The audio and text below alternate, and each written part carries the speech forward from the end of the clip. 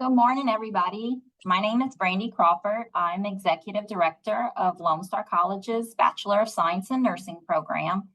I'm joined today with our program's faculty. We have Dr. Julie Kendall with us and then Dr. Connie Noeller. This morning, our presentation is entitled Nurturing Online Learning Environments, the Community Connection. I think as nurses, we nurture by nature, and we like to bring that nurturing to the classroom as well. So today, we're happy to share more about how we build that connection with our students through a sense of community in our online program. On this slide, you could read through all of our program objectives. I know there's a lot of words on there, so I'm not going to read through those. But first of all, I'm going to go through defining community and explore in how we use it in our online environment, a little background information on a community. And then Julie and Connie are going to come in and explain some insights into our program and how we use community.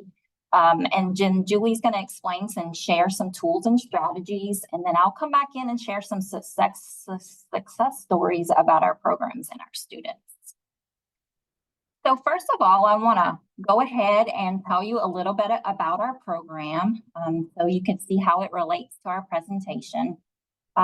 We are an RN to BSN program. So for some of y'all that may not be familiar with those acronyms, our students are all registered nurses working on getting their last year of upper level nursing courses to complete their bachelor's degree. Our program, we started in 2020 in the midst of the pandemic. During our planning stages, our program was set to be a hybrid program where we would do face-to-face and online classes. With the pandemic, we of course switched to that online environment, and we've remained that way because it seemed like the best way to meet our student needs. So currently we're 96% online with our program, with the exception of leadership and management clinicals. Since our program started, our enrollment has tripled, and we have graduated 138 BSN prepared nurses, and we have another 91 set to graduate this August. Our completion rates have remained in that 90th percentile, except that first year when we were still trying to do some sort of hybrid. But we've been in the 90th percentile, and we think that is attributed to our strong sense of community that we provide throughout our program. With our program, it's a one-year program, and we get to see our students for the whole year in every class. So we're hoping that's something that we share with you today you can help use in just an individual class, or if you have an online program yourself.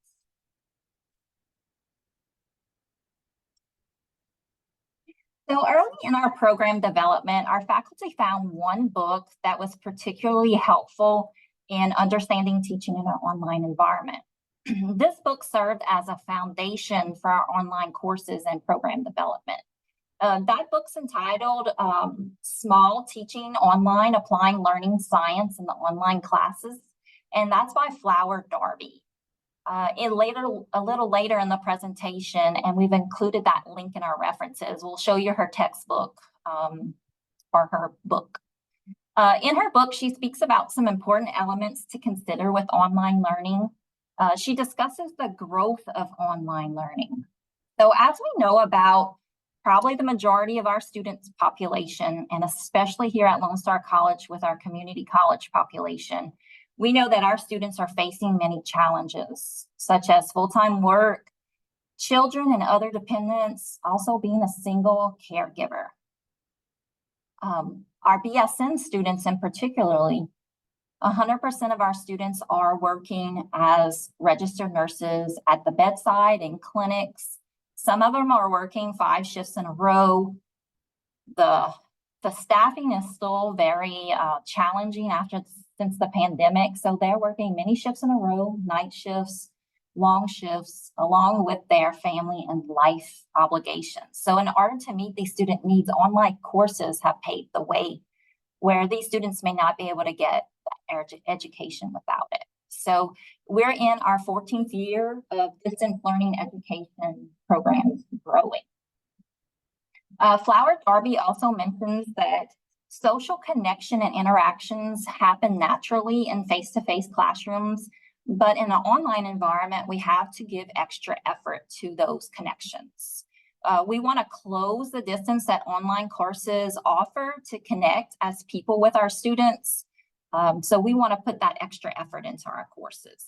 In our courses, we focus on connection with the students to help build professionalism and emotional intelligence. And we look for opportunities in our curriculum to learn about professional engagement, professional behavior, and how to better connect with our students.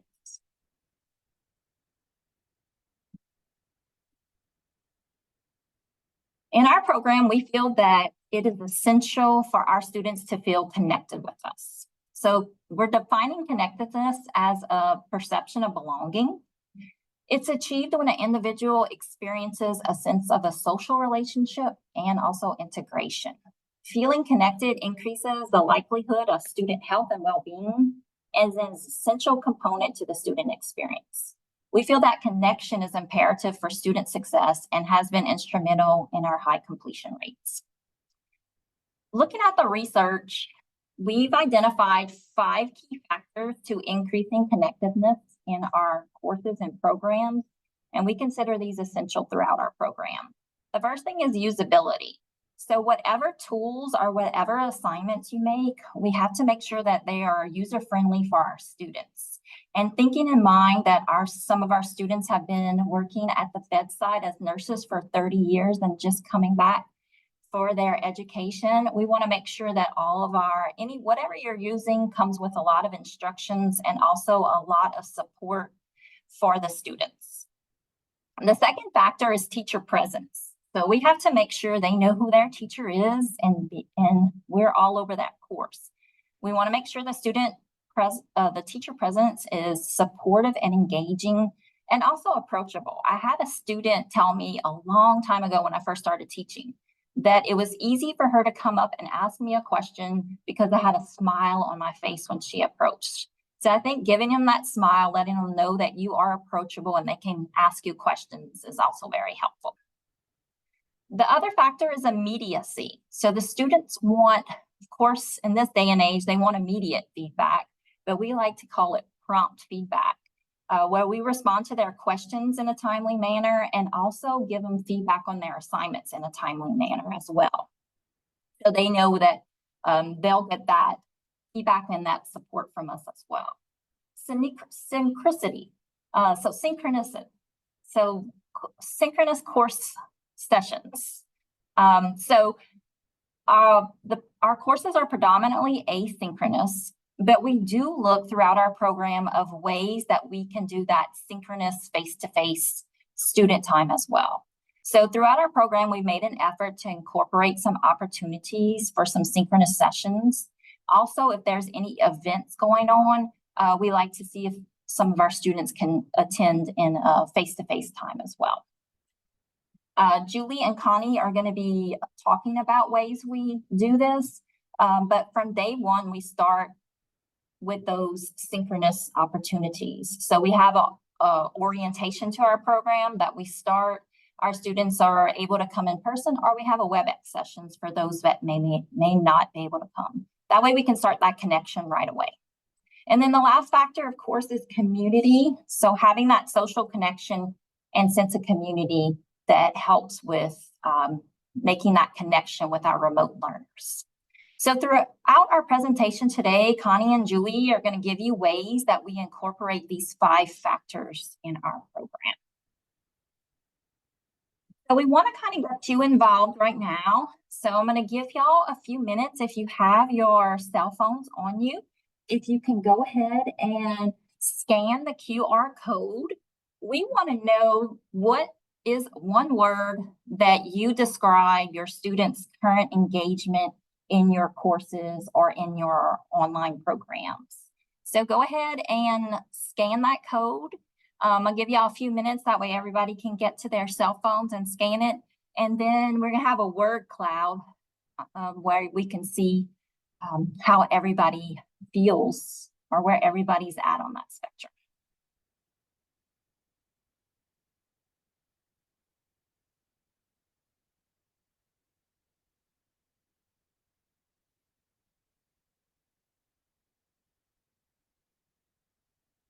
All right, so I'm gonna go ahead and switch my screen. Hopefully this isn't too hard for you to see, but let's see from the participants. So we have 11 responses. So some of the words on here are interested. I see minimal. Sometimes I feel like our students are like that as well. Funny, active if missed an assignment. So if they miss the assignment, then they did give a lot of engagement, right?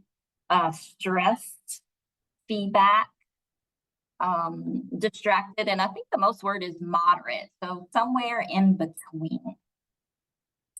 So we're gonna go back to our presentation, and I'm gonna go ahead and turn it over to Connie Noeller, and she's gonna share. Hi there. So on this slide, I want you to put yourself in the student's point of view if they're first-time online students. So unlike those face-to-face classes where everyone comes in that first day of class, they're a little excited, they pick a seat, they get ready to learn more about the class. Well, online students, they don't have the luxury of sitting in the classroom with a teacher physically in that classroom with them. So online students, they're guided by those words on a screen instead of being fully engaged with another human being. So therefore, these students online, they may be more anxious. They may be more unclear about where to start or what they should do first. So because of this, we conduct our online courses as if students were in a face-to-face class where connection is achieved. So our goal is to connect with our students as people, not just a name or their grade. Ask yourself, why is building this connection or community important in an online class? Well, we asked that. So we researched it, and research shows that it keeps the students' attention and engagement in the courses. So to review on this slide, what Brandi shared, the 5 key factors. On the slide, we have usability, we have teacher presence, and we have community. So the teacher presence is huge in online. We're actually intentional in making connections, setting the students up for success from that first point to promote engagement with the course, the community of students, and us as faculty. So how do we do this? You'll see on the slide, we have a feature faculty page. It's a web page, and it includes, the normal things. It includes your contact information, your office hours. We have a brief bio there. We have some pictures of ourselves and our family because we want to look human and friendly to them. So that page also in my courses, I actually have a video as well, just to say hello, give them a shout out, looking forward to connecting with them. And so it's important to make that social connection, and that's the reason why we do that. Additionally, in teacher presence in our courses, we have, for example, we have weekly announcements. They're written on the announcement, and then also we may include an audio or a video. We have videos for our orientations, each class that we have. We have videos in our module units, our soft talk modules. If you use those, we have videos there. We have videos for our submitting assignments as well. So everything is, the teacher basically can be found in the class. Additional things that we do for videos with the teachers there talking to the students is the assignment instructions, the quizzes, the learning modules. So you can see that we're very actively involved with our students. They can see us and they can engage. So the usability of those next section, we have 2 more here on the screen. The modules is seen as the start here, course orientation, course tour, and also the D2L navigation and practice activities. So the course tour, that's a guided video orientation, and it includes the key features of the course and the learning management system. We do that in each class that they have. Even though we have our students for a year, we provide an orientation for each course. And what's very important is those D2L course navigation and practice activities. It helps build the students' confidence. It's shared as a reference tool. If they forget, they can go back and practice, and it directly relates to the usability of the course. So within those modules, we also include navigation, practice activities. Some of those are completing a quiz, submitting an assignment onto a Dropbox, and it gives them step-by-step instructions. So the D2L navigation practice activities and that Start Here orientation and course tour, both of those provide students with knowledge of how to successfully navigate the course, and it connects them to the course materials, and that helps them decrease their anxiety. So these modules are important. It sets the students up for success from that first point of access. It promotes engagement with the course, the community of students, and the faculty. And then community. We want to build community by using those tools available to us to mimic the face-to-face class. We also guide and support students by having those clear view of the purpose of each course component. We intentionally design with our course designers and support our student engagement and learning. So faculty aren't the only ones involved in those videos that mimic the face-to-face classes. Our students complete video discussion posts and reply to others and their peers. Okay, next slide, please. There you go. So on this next slide, it's just a quick demonstration of how me being the faculty presence in the RN to BSN program. So what's great about using these electronic resources available to us in our learning management system is that we can insert videos or audio recordings that faculty speak directly to the student, and it allows us to communicate and guide our students to success and build that common bond. So you want to play that one? Hi there. Welcome to week 7. You're almost done. Hang in there. So in week 7, you have.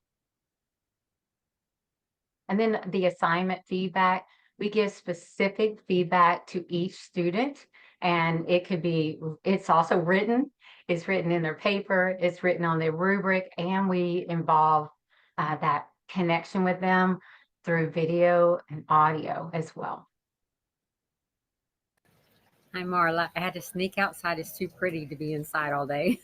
So I'm making this recording outside. So you'll hear some stuff in the background, but I wanted to say that I really appreciate your PowerPoint. I think you did a wonderful job on your windshield survey, and I like all the images that you included for Kingwood, Texas. So I appreciate also that you included some of the services that are available to the community. Hi there. Such as welcome to week. Oops. I'm sorry about that. So we look for every opportunity to help the students know how they're doing in the class, to reduce the isolation and foster the connection and community, and that also reduces their anxiety. Okay, I think I'm ready for the next slide. Hi, Marla. Okay, so on this slide, there's just some more examples of how we connect with our students. I'm sure in every syllabus, everyone has their email, their phone, their office hours, a WebEx room. What we do that might be unique is that we also have and utilize the Remind app. And if you're not familiar with that, that is a texting service that's free up to a certain amount of classes. So faculty can use their phones and communicate with students, and students communicate with us. And I think it's a very valuable tool. Students definitely reach out. And if you can't get in touch with a student through the email, I have found great success with getting in touch with them on the Remind app. So we want to build that trust and engagement. We want the students to feel like they belong.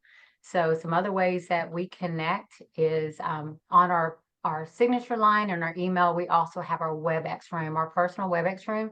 So students, if they have questions, they can just say, hey, can we meet in WebEx real quick? And not a problem. They can just click on that link. So some other ways to build that trust and engagement is we have some class representatives. And I know that we're unique because we have a one-year program, But you can utilize something like this in your classes if it's just 8 weeks or 16 weeks by providing a survey. And we do a survey on every single class. We have the students are able to let us know what went well, what would they like to change. So they have, we have that community building as well. So the class reps, what they do is it's so beneficial because they serve as a communication bridge between the students and us faculty. And so it facilitates effective communication. They come to our monthly meetings. They convey students' concerns, suggestions, and feedback to faculty. And it gives the opportunity for the faculty to do the same as well. They contribute to more of a collaborative and supportive learning environment. So it benefits both us, faculty and students. So student community here, we build a rapport with one another. With our students, we include video in our written discussions to improve that student engagement with one another. To build the rapport and show appreciation also for the students' effort and hard work. We also can provide, and it is in our learning management system, digital course awards, and they are given to celebrate their efforts of those who have earned high scores on course assignments. Okay.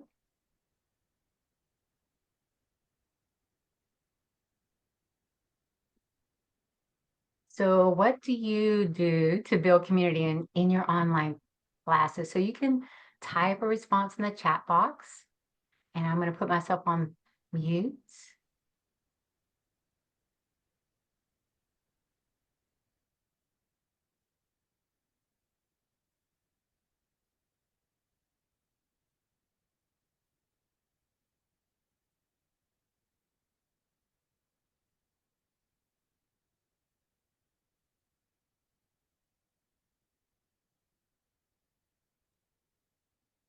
Right, so we have one that said they do discussion, so that's wonderful. It is a great way to build that common bond. So great, thank you.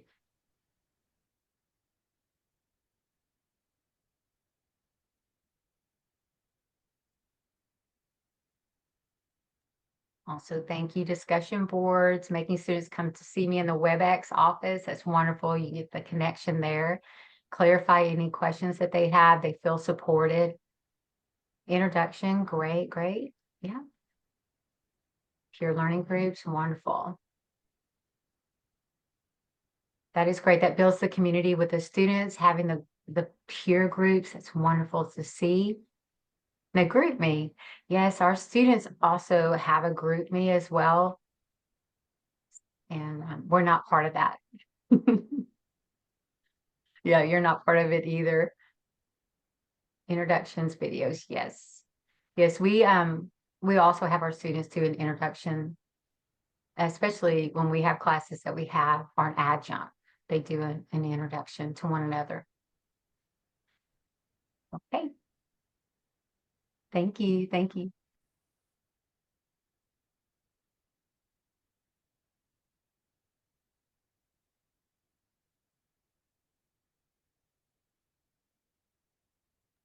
Okay, so I'm going to pass this over to Julie Kendall.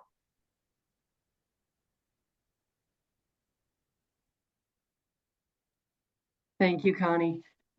So creating a supportive environment. So there are several ways that we build relationships with individuals in the community.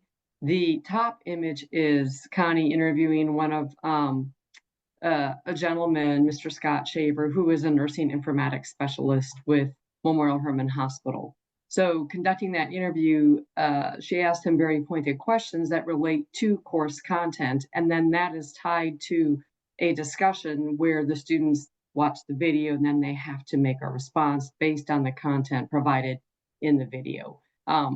So either it would be in the form of a discussion, or in the case of the second image, which is an interview that Connie conducted with Brianna Fetkevich. She is from an organization called Street Grace, and there was a discussion about human trafficking. So there were quiz questions related to content discussed in that interview, and it was actually a great way. First of all, it's a great way for students to learn information, but those quiz questions help us know what the students are thinking. It also, when they have to identify what they learned, it helps us identify if there's any deficits or holes within us meeting course outcomes, making sure that we're using content to address all that information. So in this case, the Board of Nursing holds all nurses accountable for 2 hours of continuing education every 2 years with respect to human trafficking if you are working in an inpatient setting. So the content is very relevant to our role as nurses. And again, we use the 5 key factors to encourage this connectedness, the usability, watching these faculty interviews, teacher presence. They're seeing us connect with individuals within our own community, people that we have established relationships with. Immediacy, again, students can reach out to us if they have a question about assignments. The synchronicity, we have a course calendar. Sometimes it fluctuates a little bit. Students seem to have an eagle eye, and they will text us and say, hey, did you know that there's a discrepancy on the assignment page and the course calendar? And it's like, oh, let me look into that. So the calendar also includes content, due dates for assignments and activities for both courses all in one place. So it helps in an asynchronous setting that we have some consistency. The same calendar is hosted in both courses. And again, students are building rapport with their peers and faculty through usually video discussions and submission of their assignments. Next slide, please.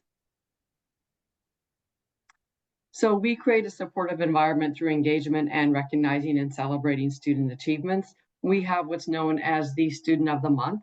Faculty get together and we nominate students usually based on their academic achievement and presence in the course. So we have them write a short bio and give us a picture of themselves, and we post that to the program's Facebook page. Those are the top right and bottom left images, our Students of the Month. And then once it pops up in my feed on Facebook, I then will repost it to my page. And it's really kind of fun because usually it's my family that, they don't really know. Sometimes they don't understand what I do as faculty in this program. And so it kind of highlights for them, wow, that's really cool that you recognize the achievements of your students. We also have a program at the Montgomery campus called Writing Across the Curriculum, also known as WAC, W-A-C. And it is an annual journal that is published each fall, and it recognizes student excellence. So faculty across all disciplines can submit samples of student work, whether it be a poem that they wrote, an essay that they wrote. It can be a written assignment, which usually is what happens in our courses, or a PowerPoint presentation that they prepared, music composition. They write up biology experiments. So all disciplines are invited to submit student work. There is a panel of faculty that will then read through all the submissions and select the award recipients. And Connie and I are very proud to say, and Brandi too, that for the last 2 years where we've nominated our students, they have won a WAC award. So we're really proud of that. We're proud of our students and their achievements. So the top left and bottom right are the same 2 students who won in 2023, Dulcie Gallup on the left, and I have to get her name, Angel Simon on the right. The top left is yours truly, and the bottom right is Brandi with our students. So we're really proud of that. We also have, as Connie mentioned earlier, the course awards for students who exceed expectations on course assignments, and those are built within that D2L platform. We provide that monthly support during our faculty student meetings, and then our presence in videos. I give a shout out to Connie, my teaching partner, because she's very, very present in her videos. I joke with my students all the time, like, okay, here we go. It's take 12 of my video response to you. It's kind of funny, and I am not afraid to admit that I do struggle with that sometimes. You always find a better way to say it, or someone will interrupt me during a video and I have to start over, or it just comes out all wrong. So, having that do-over function in D2L is really nice. But I think that video presence, it also shows them that we're real people, with Connie being outside, me in various settings. So I think that that faculty presence is really good for them to see. Next slide, please. Thank you. So the picture on the left, this is one of our Student Scholarship Award winners in 2022. This is Myla Villafuerte, and she won the Albert and Ethel Hertzine Scholarship. So all the campuses have scholarship opportunities available for our students. This happened to be a $1,000 scholarship that the student applied for and won. And the Lone Star College Montgomery president hosts an annual breakfast. So all the scholarship award recipients are invited to attend this breakfast along with faculty as well as individuals who donate to the Lone Star College Foundation. And so I was invited to attend as a donator, which is really fun to, see my student receive this award. And it was, $1,000 is pretty significant. So really proud of Myla for that. And then the image on the right is our 2022 WAC award winner. This is Marty Anderson Mello, or Marty Mello Anderson. She hyphenates. And her essay was about improving pedestrian safety at roadway crossings. I can't talk today. What's really neat about this was she was actually Connie's student in our community health course. And the students conduct what's known as a windshield survey, where they drive around their community and look for all different kinds of things. Do they have adequate food resources? Do they have adequate health care? Are there adequate green spaces, parks and recreation? And is there something that they would like to see improved upon?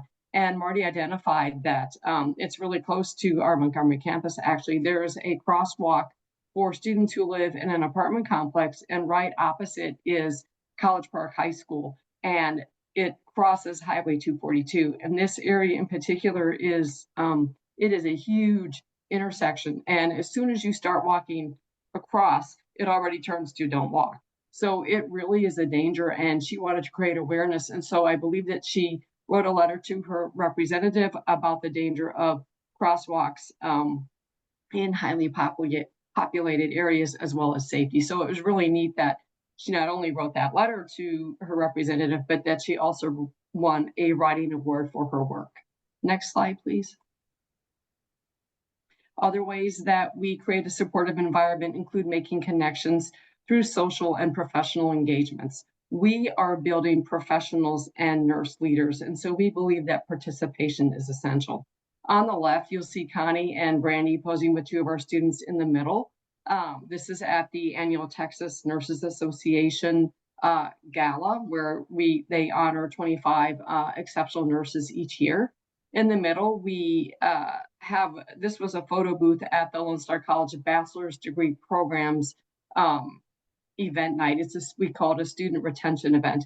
And we have guest speakers. We have lots of food, snacks for them, because students like to eat. We had the photo booth, as you can see here. We have mini massages. We have giveaways and raffles and all kinds of things, just as a way for them to get out and meet each other. The image on the right is our staff assistant in the middle, Shante Balmaceda, along with Brandi on the right. They attended an event called the Mothers of Held Angels, also known as MOHA Gala. MOHA is an organization that provides bereavement care and support for families who have experienced neonatal loss. So our presence at this event helps build rapport and demonstrates community engagement.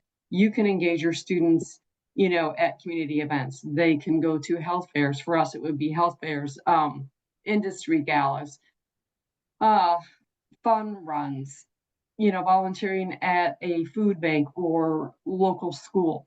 Pretty much anything that's available to you in your community, you can get students involved in, and that helps create that supportive sense of community. Next slide, please. We also rely on heavily on the virtual tools housed within our learning management system, which is the Brightspace Desire to Learn, or also lovingly known as D2L. So there's tech support 24/7. Lone Star College offers a lot of virtual resources. We have a virtual technology help desk. We have online academic advising, financial aid. Students can make appointments and either attend virtually, or they can meet with someone in person if they like. I think what's really advantageous to our students is that we have virtual sessions with our counselors. It has been so beneficial for them. We have a digital library. There's a chat feature that as soon as you log into the library, a little banner comes out from the right that says, do you want to chat with the librarian? So if the student needs immediate research help, if it's during regular office hours, they can get that. If not, they are able to write a message and a librarian will follow up with them later, which I think is awesome. We have disability services, emergency assistance through something called CARES, which is the Coronavirus Aid, Relief, and Economic Security Act. All these resources, we provide links to them within the D2L platform. As Connie talked about, we have the Remind app. We have our own RN to BSN program Facebook page. We connect with our students via LinkedIn and Instagram. We also have an assignments where students are required to post to LinkedIn and Facebook. Other resources are the online orientation. We have multiple links within all the courses for the Lone Star College Library. We offer a database called Up to Date, where students can access professional evidence-based practice research. We have IntelliWriter, which is a writing resource. We provide typable templates that are already formatted in APA format for written assignments. And then each course includes a survey where students are, I can't see all my notes, can share their experiences and provide feedback. We also, thanks to Connie, have now implemented something called MyBib, which is a free online tool that helps the student format the reference page. And those of you who require APA format, I'm sure you could appreciate that. It's called MyBib, MYBIB. It's pretty cool. And that's all I have. Next slide, please. And it's back to Brandi. So just wrapping it up for our presentation. So just a few success stories. So we have, of course, our student numbers are growing each year for our RN to BSN students. We also do course surveys at the end of each course, also at the end of the program. And we're happy to share that most of our students, they verbalize and feel that they are supportive. We even have several students that have been in other BSN programs and have been unsuccessful, and they share that because of the support and community that we provide, it helps them to be successful. Our nurses have gone on and become leaders in the clinical setting. So of course, that's always a win and a success for us that they're able to move on and really thrive with their degree. We've had several graduates that have been awarded for their achievements. One of our first, from our first cohort, she was named one of the top 50 nurses in Houston.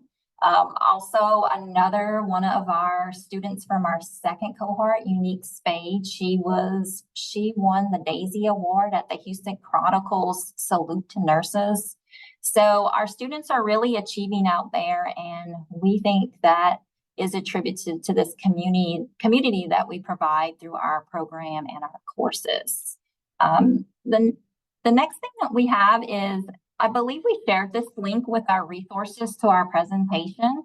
If you click on this QR code, or not click on it, scan the QR code, it'll bring you to something called a Padlet, and it'll have all our resources. It'll have Flower Darby's book, research articles, and videos on there that you could use anywhere. I'm not going to click on it because I want to make sure we allow some time for questions, but we have that available to you. So where do we go from here? So continued collaboration.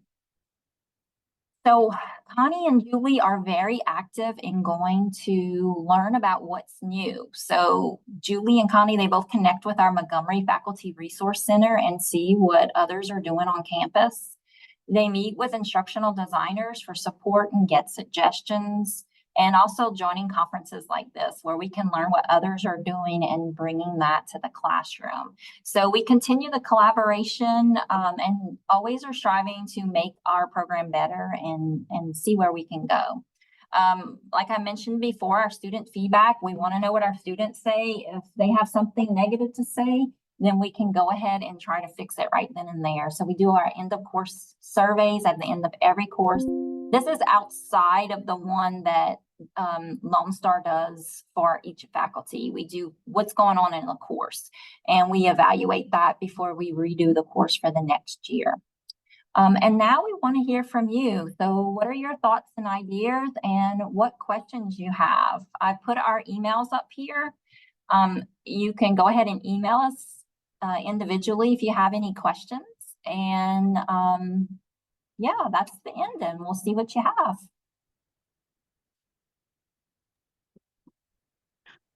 Thank you. I do not see any questions at this moment, either in the chat or in the Q&A. I do see one participant has written that I found if one student has a question, the others have probably the same question, so I answer it for all students. And she also says that I do a lot of reminders for deadlines, and I think the app will help with that. I'm assuming this is the Remind app.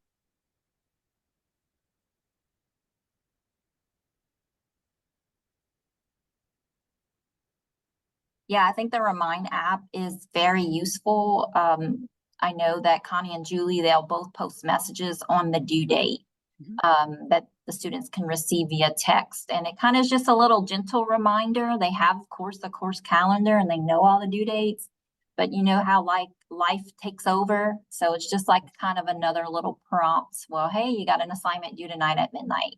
So we do that as well. One of the drawbacks to Remind is that not all students sign up for it. So there are a few who miss those reminders. And sometimes it is students who don't turn assignments in on time. And I feel like if they had signed up, that maybe, so sometimes it can be a disadvantage if they don't sign up. So they need lots of encouragement to participate in Remind. So there is one question. The question is, if I were to adopt one new thing, I'm assuming, to assist the students, what would that be?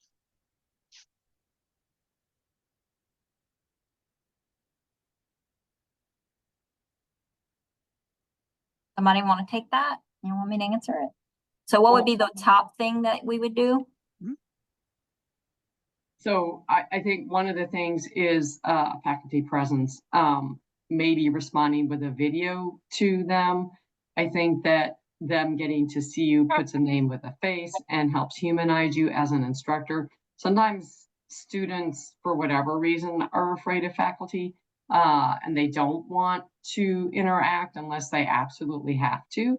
And I think that, when you approach it as, hey, I'm just reaching out, I'm concerned about you, I'm here to help you.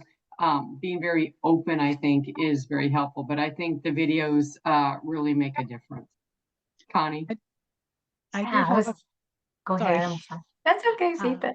We do have two more questions. One is, how punitive are you with late submissions since these are working nurses? Then we have a question on, do you accept late assignments and how do you handle the grade? Right. So I'll start real quick. We do have a work-life balance ticket that is in our courses. We offer that to students if they feel that they need 3 days extra. It's to no penalty of theirs. They complete it, fill it in, and submit it. If they do have a circumstance where they're working, they're sick, their children are sick, something's going on, they do reach out to us and we are flexible.